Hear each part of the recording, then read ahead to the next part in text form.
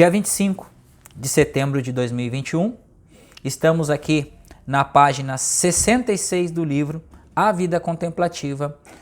Estamos no terceiro vídeo, tá? Do capítulo 6, parte 3, com o subtítulo Onisciência muda seu conceito de oração.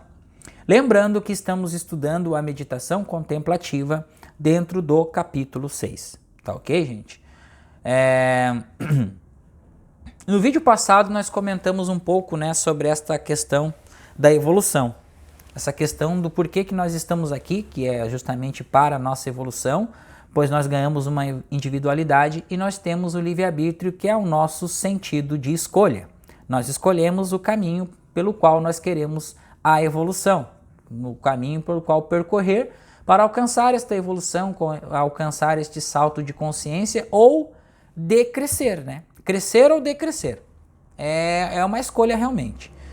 Porém, dentro deste caminho, passo a passo, tudo que nos acontece aqui, acontece para que nós aprendamos dentro das nossas próprias escolhas.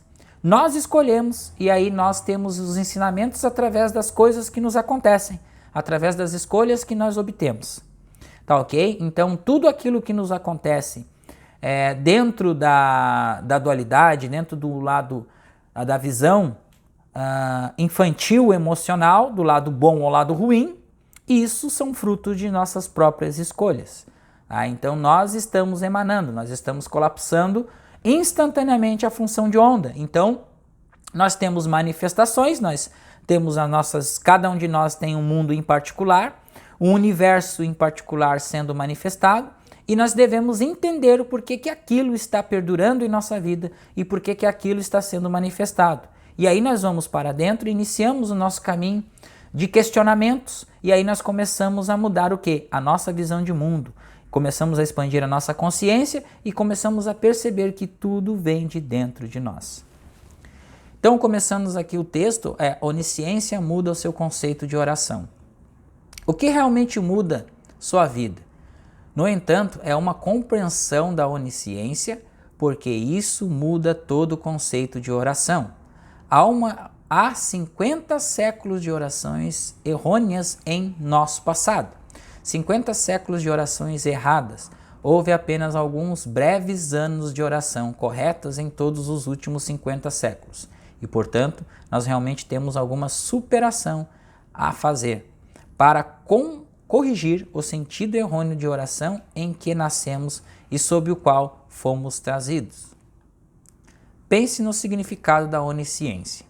Procure no dicionário e tente obter uma compreensão completa de toda a sabedoria e de todo o conhecimento.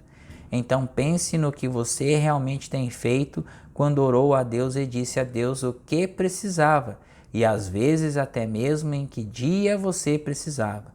Pense no que você tem feito quando pediu a Deus para curar seu filho ou alguma alma querida que precisa dele. Como se Deus não fosse onisciência. Pense no que você tem feito quando ora a Deus para lhe enviar suprimentos. Aqui, gente, Joel rasga o verbo e a gente precisa entender o que ele está transmitindo aqui para nós através desses escritos, porque sem entender isso aqui e olhar isso aqui como um conto de amor, um livro, uma passagem romântica como lindo e maravilhoso, nós não ganhamos a consciência e nós não evoluímos dentro do nosso propósito aqui, que é simplesmente evolução e entender a metafísica que existe dentro dessas entrelinhas aqui, tá? Então o que ele quis dizer? Aqui, como eu falei para vocês, né, os princípios do caminho infinito, o princípio do erro aqui, que está dentro da oração. Porque, por exemplo, nós oramos para Deus para pedir, por exemplo, quando eu peço uma oração para uma pessoa ou para alguém, será que Deus não sabe que essa pessoa ela está precisando de cura? Será que Deus não sabe que essa pessoa ela tem dentro dela a própria essência que já sabe o que ela precisa e que essa doença está sendo manifestada justamente para que ela tenha uma percepção consciente e tenha um despertar, e muitas vezes acontece, né, gente? Quando acontece alguma coisa com nós, por exemplo, um acidente, tá? E a gente vai para EQM, né? A experiência quase morte através de um acidente, através de uma doença grave, quando nós entramos em coma, a gente tem um vislumbre daquilo que nossa consciência desperta dentro desta problemática. Muitas vezes não acontece porque a pessoa escolhe ficar tapada sobre aquilo e ela acredita piamente naquela questão da doença. Então é isso. Mesma coisa sobre suprimentos. Nós temos a crença da falta, nós temos o medo da falta, nós temos o medo da economia que vai faltar, e que vai ter uma escassez, e vai ter uma guerra tremenda, e isso nos traz mais falta, mais escassez, porque dentro da onda, como eu falei, dessa onda infinita que permeia e que é todo este nosso universo, toda a nossa criação, todo o nosso ser, dentro dele não existe falta de recurso alguma. Ele emana universos e multiversos, planetas e galáxias e galáxias e galáxias. O universo observável hoje, tá, gente, é incomensurável a distância. 97 bilhões de anos-luz, 93 bilhões de anos-luz, ou 97, uma coisa assim, mas pegamos o que é isso? É infinito, gente. Então, assim, como que vai ter falta dentro do ser real, dentro do ser primordial que é Deus? Então, quando nós pedimos algo, é que nós temos falta de algo. Quem pede não tem. Quem agradece tem tudo. Então devemos o quê? Primeiro agradecer. Se nós estamos sentindo humanamente sendo afetados por aquela falta, devemos nos ir para o interno em silêncio e dizer: obrigado, Pai, por este aprendizado, porque da próxima vez eu estou aprendendo como me suportar dentro desta falta humana que estou sentindo, que é um conceito. Porque no espírito em si, ele não é falta, ele é manifesto em tudo. Como que vai haver falta dentro desse espírito? Então, é essa questão de nós ir para dentro e praticar todos os dias esses princípio da oração verdadeira, que é a comunhão interna com Deus, que é a própria meditação contemplativa, nos ensina e nos guia a um amadurecimento emocional e espiritual. Nós estamos evoluindo espiritualmente, nós estamos expandindo a consciência. E aí nós começamos a olhar isso e perceber que isso é manifesto em nossa vida, é uma transição temporária, justamente uma transição temporária que vem nos ensinar alguma coisa, que ali, dentro daquela questão, está um grande ensinamento, um grande aprendizado, e que aquilo ali é transitório. Vamos seguir aqui? Jesus não sabia que estava falando, Jesus não sabia do que estava falando quando disse: o nosso Pai, Jesus, vou repetir de novo. Jesus, o nosso grande mestre, não sabia do que estava falando quando disse: o vosso Pai Celestial sabe que necessitais de todas essas coisas. Aqui ele abre um parêntese, tem 3 pontinhos, fecha parênteses. Pois é do agrado do Pai dar-vos o reino. Então é uma pergunta. Jesus não sabia sobre a oração quando disse: não vos preocupeis com a vossa vida, com o que comeis ou com o que haveis de beber, nem ainda com o vosso corpo, o que haveis de vestir? Não estamos violando esse ensinamento quando oramos a Deus por suprimento, por casa, por companheirismo, por férias ou por um automóvel? Não estamos realmente levando uma conversa vazia a um Deus onisciente? Olha só isso aqui, gente. Se entendermos somente essa parte aqui que eu vou ler de novo, tá? Vamos dar uma atenção de novo isso aqui. Somente isso aqui já resolve tudo. Já resolve tudo. Mas como ainda não vai ser muito entendido, tá? Então nós vamos permanecer aqui, compartilhando conhecimentos, compartilhando estudo, trazendo a questão do Tom Campbell, e tudo que nós estamos lendo aqui está dentro da teoria do My Big Told do Tom Campbell, que ele explica que nós estamos dentro de uma realidade virtual e que nós estamos aqui para amadurecer nosso senso emocional, nosso senso de unidade consciente com Deus. Jesus não sabia do que estava falando quando disse: O vosso Pai Celestial sabe de que necessitais de todas estas coisas, pois é do agrado do Pai dar-vos o reino. Jesus não sabia sobre a oração quando disse: não vos preocupeis com a vossa vida, com o que comereis ou com o que haveis de beber, nem ainda com o vosso corpo o que haveis de vestir. Não estamos violando esse ensinamento quando oramos a Deus por suprimento? Carro, casa, apartamento, namorado, férias em Cancún, férias nas Ilhas Canárias, ou em tudo mais, ou por um automóvel importado, uma BMW, uma Mercedes? Não estamos realmente levando uma conversa vazia a um Deus onisciente? Deus sabe tudo que a gente precisa. E será que a gente realmente precisa dessas coisas, ou a gente realmente precisa ter um contato consciente com essa única presença que existe para nós termos essas coisas depois, se for do agrado, se for nosso desejo realmente, dada por acréscimo? E aí vai uma pergunta, né? A palavra onisciência nos lembra que temos feito em nossas orações. A palavra onisciência nos lembra o que temos feito em nossas orações. Nós fomos culpados a dizer a Deus alguma coisa? Não temos lembrado a Deus de algo? Não temos perguntado algo a Deus sobre qual pensamos o que Ele não sabe de nada? Não temos dito a Deus que é alguém que precisa dele? Pense no que você faz quando vai a Deus com qualquer coisa que queira transmitir a essa onisciência. A essa toda a sabedoria, todo o conhecimento, todo o poder, toda a presença, e então você rapidamente aprenderá como transformar sua oração em uma oração justa, uma oração que é um descanso em Deus, em uma certeza interna de que antes que Ele chame, eu responderei. E quando eles ainda estiverem falando, eu ouvirei. O que quer dizer que antes de conhecer sua necessidade, Ele sabe disso e é do seu bom grado dar-lhe o reino, entre aspas? Pense em como isso mudará sua oração ao aprender a olhar para Deus como o grande Todo-Poderoso, toda a presença e todo o poder. Suponha que tivéssemos que lembrar a Deus para colocar maçãs em macieiras, pêssegos ou pessegueiros, ou olivas em oliveiras. Ou suponha que precisássemos lembrar a Deus que precisamos de chuva, ou talvez não tanta, ou lembrá-lo todas as noites de que deveria tornar-se escuro e que as estrelas deveriam sair assim como a lua. Deus está fazendo todas essas coisas em nossos conselhos ou petições. E será que não podemos confiar nele o suficiente para conhecer nossas necessidades sem lembrá-lo delas?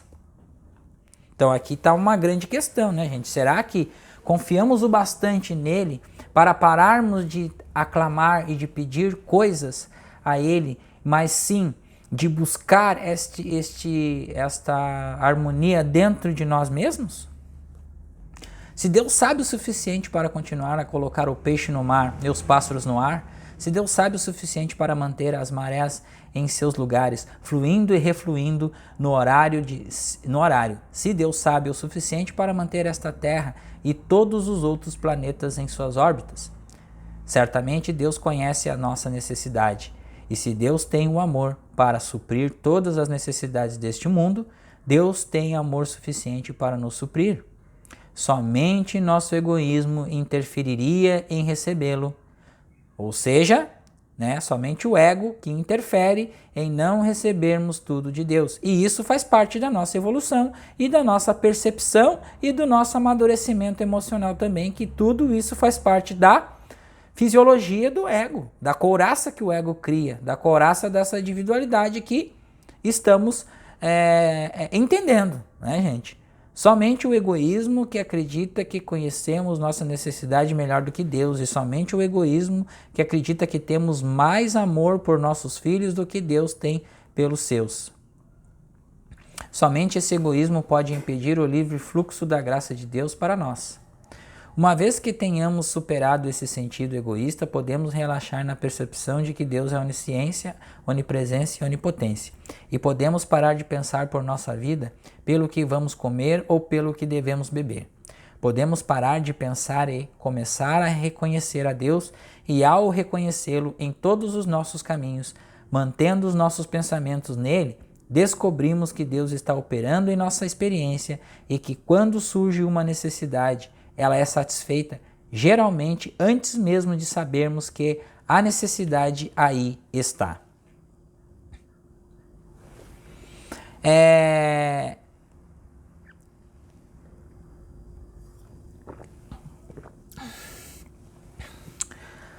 Vamos fazer um raciocínio aqui, gente.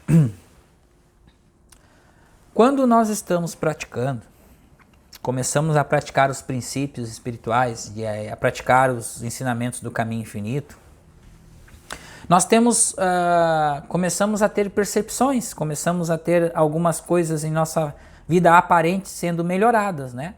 Uma certa harmonia, um certo fluir de alguma coisa que não estava indo bem começa a ser desbloqueado, um entendimento maior da presença, um relaxamento, um entendimento melhor sobre aquele irmão, do ponto de vista do irmão, um entendimento melhor sobre o que está acontecendo, tá?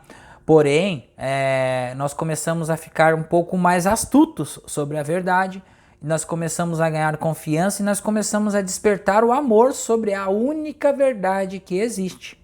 E aí nós começamos a defender a verdade com unha e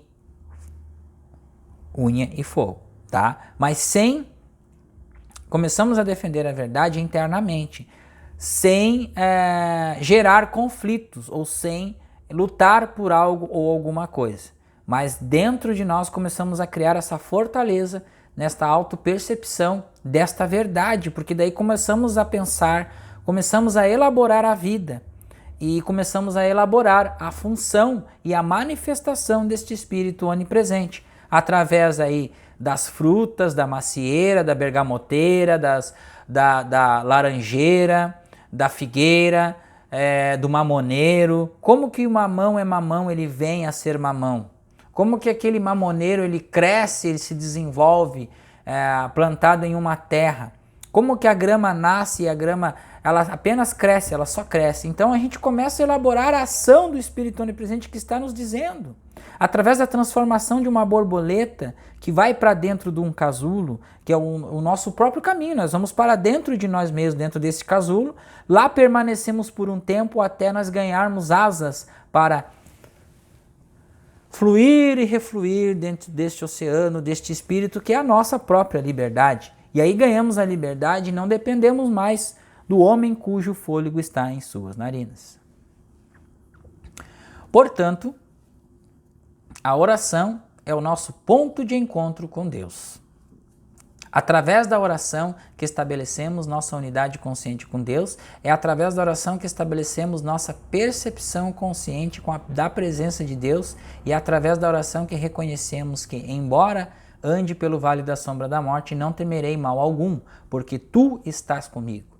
E é através da oração que descansamos na certeza da presença de Deus, da graça de Deus e da lei de Deus. E então nós relaxamos e descobrimos que esta presença invisível faz por nós exatamente o que ela faz pelas árvores e a grama em nossas estações e por todo o resto deste vasto universo. Bom, falamos em grama recentemente e bateu justamente com a passagem do texto aqui, né? Isso é espetacular.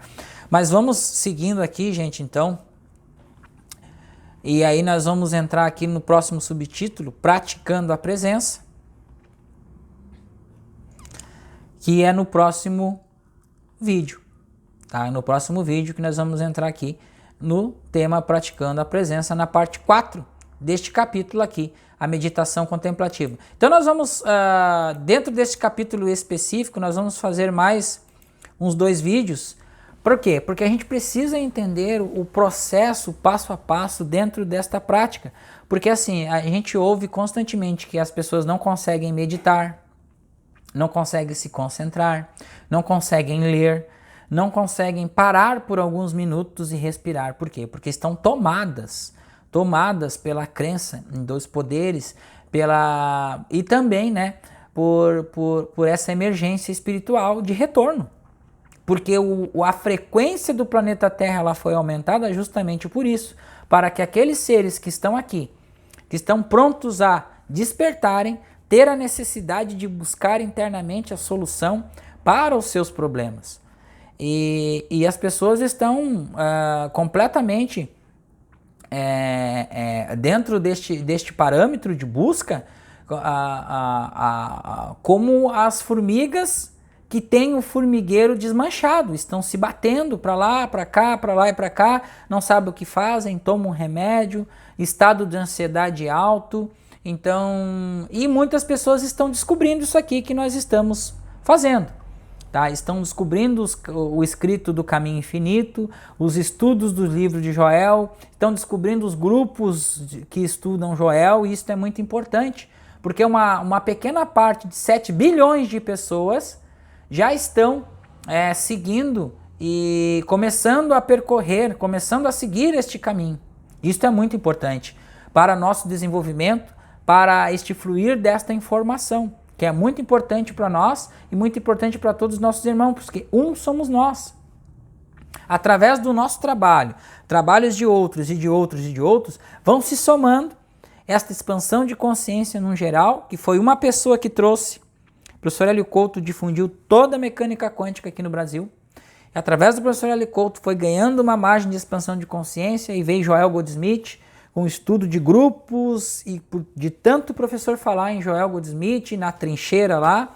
Então isso chama a atenção das pessoas, do ego da pessoa, né? Pô, como é que o cara vai andar numa trincheira e não ser atingido por nenhuma bala, né? Ou como que o Neo vai fazer assim e as balas vão parar e cair, né? Este conhecimento é um pouquinho de dentro dessa realidade, ele não funciona, mas na realidade do espírito ele é sim realmente verdade. Por quê? Porque é metafísica isso, tá? Então esta visão material, este mundo material que nós estamos vivendo é uma aparência. Gente, é uma realidade virtual criada para que se haja uma evolução. É um jogo. Nós estamos aqui em uma fase deste jogo, tá? No qual nós nascemos dentro de uma fase, né? A gente vai pulando de fase até conhecer. Várias vezes a gente morreu na mesma fase, voltou para recuperar, ganhou vida para recuperar de novo a mesma fase, passamos de fase e agora já estamos numa outra fase, rumando para passar de fase também, que é o salto de consciência em relação à realidade. Então, essa teoria do Maio Migto me chamou a atenção por causa disso, porque tudo isso faz parte de um jogo. E nós estamos aqui justamente por apego a isso, tá? Mas neste exato momento do apego, desapegar a isso. Porque a gente acaba percebendo que a realidade última do universo é a realidade que realmente existe. Pois a realidade deste mundo material aqui é uma realidade virtual, mas não deixa de ser uma realidade. Por quê? Porque nós fizemos escolha, nós estamos aqui experienciando uma vida através dos 5 sentidos físicos. Nós tocamos, nós sentimos o gosto das coisas, o paladar, nós temos a visão, nós temos o tato, nós temos a percepção sensorial, e nós estamos aqui trafegando, estamos ao mesmo tempo ganhando esta maturidade emocional, na qual nós não temos, né, devido a um mapa que recebemos. Esse mapa nos traz uma prisão mental sobre o plano material, mas ao mesmo tempo, quando nós desenvolvemos esta emergência espiritual, que é o vazio existencial interior, ele acaba crescendo e nos despertando para algo mais. Nós precisamos saber o que realmente existe, por que a vida é assim. Então a gente vai especulando, vai melhorando e vai chegando a esses conteúdos de expansão de consciência. E aí nós chegamos aí numa ressonância harmônica, chegamos aí nos escritos do Caminho Infinito, chegamos a diversos parâmetros onde a gente começa a expandir a nossa consciência e tomarmos um rumo dentro desse jogo, fortalecendo a nossa vida e trilhando este caminho de evolução. É isso. Então, aguardo vocês para o próximo vídeo. Lembrando que deixamos embaixo do link da descrição desse vídeo o nosso grupo de transição, o nosso grupo informativo da nossa classe de estudos lá. Tá? Nós vamos apresentar a teoria de MyBigTool também, nós vamos ter vários conteúdos, vamos estudar sombras psicológicas, vamos estudar passo a passo aí esse nosso caminhar, esse nosso desabrochar dentro deste caminho infinito. Tá ok? Muito obrigado e até o próximo vídeo. Lembrando que nós estamos aqui na página 67 e nós vamos começar no próximo vídeo o subtítulo dentro do capítulo 6, Praticando a Presença. Obrigado.